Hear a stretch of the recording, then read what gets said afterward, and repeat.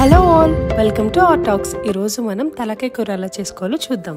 దీనికోసం ఒక 5 to 6 table spoons దాకా ఆయిల్ వేసుకుని దానిలోకి ఒక ఆనియన్ అండ్ 5 to 6 దాకా మధ్యలోకి స్లిట్ చేసుకున్న గ్రీన్ చిల్లీని వేసుకోవాలి. కొంచెం ఫ్రై అయిన తర్వాత కొంచెం పసుపు వేసుకుని 3 to 4 టేబుల్ స్పూన్స్ దాకా జింజర్ గార్లిక్ పేస్ట్ వేసుకోవాలి. అల్లం వెల్లుల్లి పచ్చివాసన పోయేంత వరకు వేపుకోవాలి.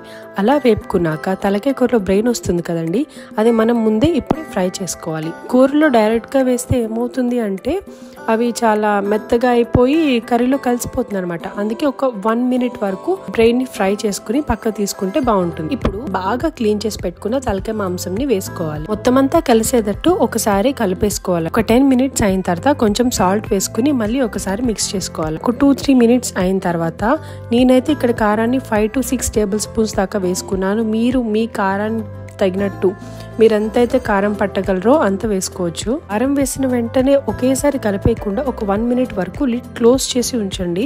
ఒక 1 minute అయిన తర్వాత లిడ్ ఓపెన్ చేసి మంచిగా మిక్స్ చేసుకోండి. ఈ తలకాయ కూరలో ఒకలంతా మునిగేంత వరకు వాటర్ వేసుకోవాలి.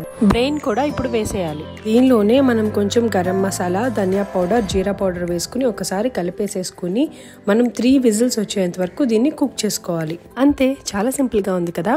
మనం ప్రెషర్ అంతా పోయిన తర్వాత లిడ్ ఓపెన్ చేస్తే లాస్ట్ లో ఒకసారి కొత్తిమీర వేసుకుని కలిపేసుకుంటే అయిపోతుంది. That's it for the video. Bye.